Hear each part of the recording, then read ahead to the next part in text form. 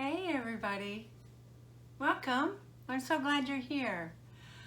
So it's springtime, and so in the spring it occurred to me that I'm a farm kid. So I know in the spring the farmers are out on the land and tending to the land and preparing it and to grow the crops for fall and for harvest. And so what really struck me right now is that, you know, in this last while, these last several months, it's been a wild world, right?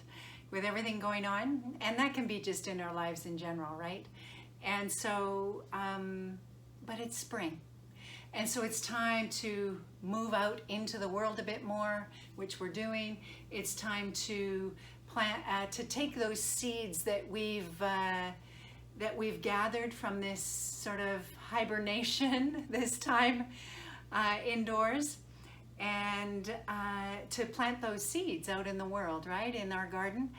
And so, just like the farmers do, whether you're a farmer or not a farmer, we all know that to tend the garden, we need to choose which seeds we want to plant, to prepare the soil really well so that it's in this healthy environment for the seeds to germinate, and then we need to tend to the garden so that those seeds will germinate. So for the gardens on the farm, we need to make sure the seeds are healthy, make sure that they're the right seeds to plant for where we're intending our gardens to flourish in the summer and fall.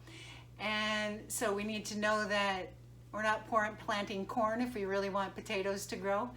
And so, and in the same way, we need to attune to what is the seed that we're intending to grow, what's the plant we're intending to grow, and what's the particular soil that we need, and what are the nutrients we need to support that particular plant, that particular seed in germinating and flourishing, right? And so, and then when we do plant it, what does that particular seed need to thrive? And so if you consider our lives just like that, these precious body, minds, and hearts are the sacred garden. We are the sacred garden. And the seeds are seeds of intention, what we intend. And so we plant those seeds of intention. We set our intention and clarify, get really clear on it, and then send it out into the world through our maybe our prayers, maybe our meditations, maybe we journal about it, maybe we just stand and talk to the sky about it. However you do it in your particular life, maybe you sing about it. Or maybe you dream about it. And so however it is that you bring those intentions into consciousness for you, into some clarity, and then what is it to ponder, what is it that these particular seeds need to germinate, to deepen some roots, to get some roots in this world and to germinate, and what is the soil, what is the environment that I need to cultivate those seeds to really so that they can thrive, those intentions so they can thrive. And so if it was that you want to deepen relationships, okay, then what is it that you need to do that? Well, you might need to go and connect with friends. And so it's not friends, we've been indoors for a bit, so it's not friends that aren't feeling supportive. It might be friends that you've had forever, but they don't feel supportive anymore. And so one of the hardest things we can do is to, okay, do I want to spend as much time in those particular relationships, or do I want to cultivate new relationships? And so research shows us that epigenetics really makes a difference. So our environment really has a hugely significant impact on how healthy we are and really how well we are in our lives. And so And also there's some research, and there's this place in this garden researchers in Scotland, in a place called Findhorn. You can Google it, and they have this really interesting research that talks about that where they explore the certain kind of attention that they give plants, and they watch how they grow. And so what kind of attention, what kind of attention are you giving yourself? Is it with kind words and kindness, or is it with judgment and toxic words? Are we nurturing our garden with love or with judgment? And so just paying attention in your lives. How are you cultivating and nurturing this particular garden? You know, we are, the thoughts, the epigenetics, that's an outside world. And also if you consider the environment that we create within ourselves absolutely impacts to what degree we cultivate and nurture and manifest those intentions in us too. So ways that we can do that inwardly, there's things like centering prayer or meditation or breath practice. And so all of it's that inside job, right? So the outside job might be cleaning out some closets, or that really keep your mind busy and you're stressing about them, or where are the areas in your outer world that you're stressing about. And to clean that up, sort of like being a fish in the fishbowl and cleaning out the fishbowl. What in your fishbowl is creating some toxicity, and just gently starting to clear that up, and then tending to the inner environment, this sacred garden on the inside.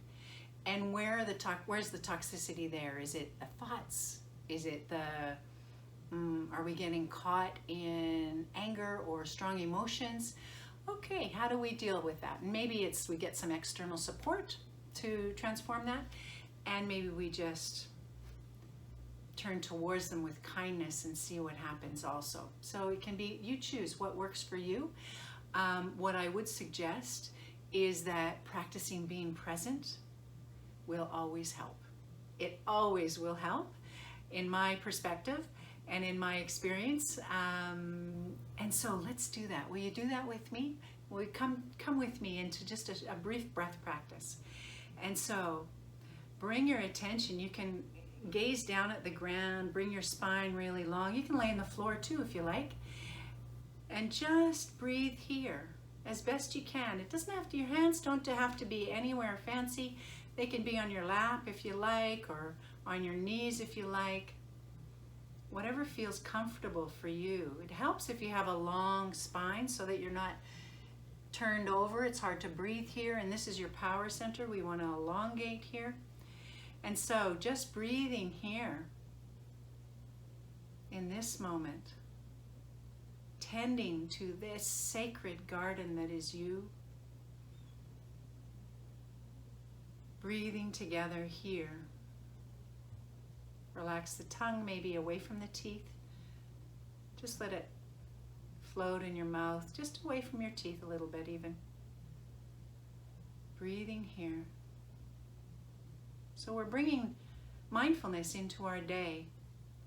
Researchers would say that most of the time we're not present, and so we miss out on the majority of our life. And so what they've been able to show through all sorts of research in the world, outstanding amount of research actually, is that the more present we are in our lives, the more we savor our lives, the more meaningful it is, the happier we are. So, beginning here, just really coming to your senses, noticing and being aware of the sensations in the body. Maybe there's tingling, maybe there's numbness. It's all good. It's all fine. May not be comfortable, but it's okay. Just allowing it to be as it is. Maybe our minds are busy. That's okay too. It's not a problem. Just letting the thoughts as best you can dissolve into the background while you focus on sensations in the body from the toes to the top of the head.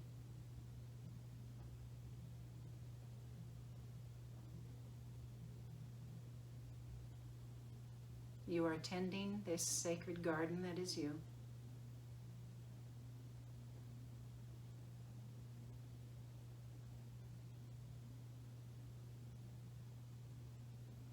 Breathing here. When the mind wanders, which it may do 1,000,000 times, and 1,000,000 times bring it back without judgment. That's the moment of mindfulness, when you notice that you've wandered, and then that choice point where you can come back with judgment, beating yourself up that you're wandering, your mind's so busy, or you just, what I suggest is just to come back to this moment, this breath, this precious body with compassion, and begin again. Breathe again and again, right here.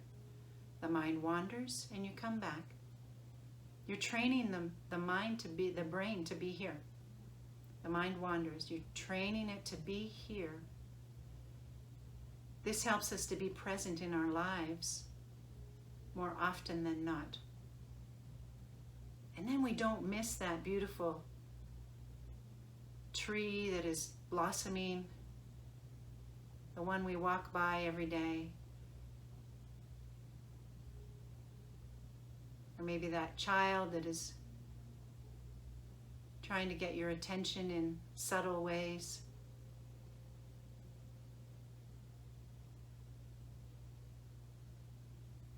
Or those beautiful moments that we miss when we're not paying attention. A word or an event that happens. Maybe it's an animal birthing that we missed, or maybe it's a beautiful sunset.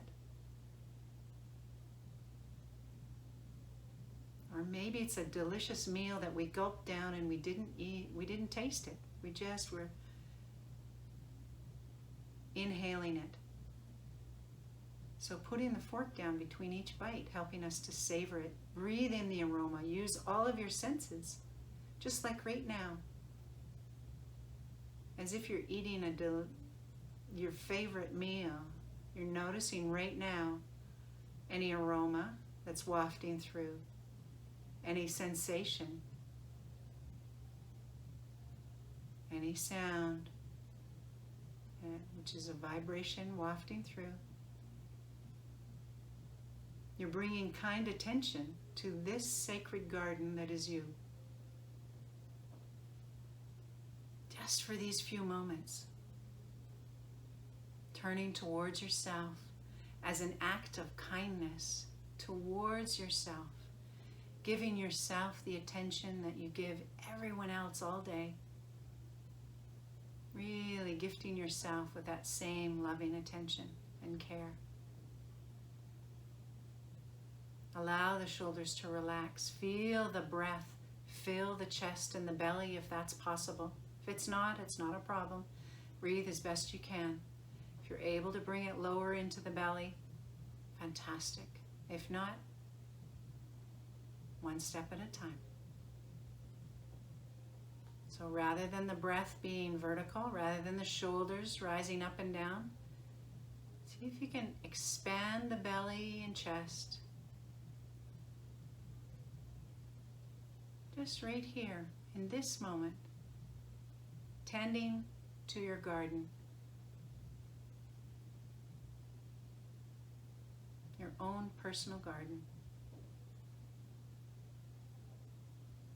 And as they find out in Findhorn, in the garden research in Scotland, is that when you turn towards and cultivate the garden with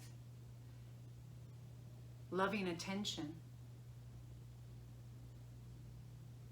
what grows is beyond belief, beyond what we could ever imagine. Seemingly synchronicities start to come into our lives.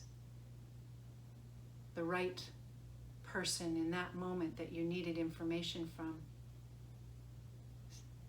comes into your life and shares something, or you hear something on the radio or see something on the internet that is exactly what you needed to hear to inspire you to keep moving forward in your dream or your intention. A piece of the puzzle. The universe is our biggest fan. It is always dropping these golden seeds, these golden nuggets of information. They come as people or information or stories.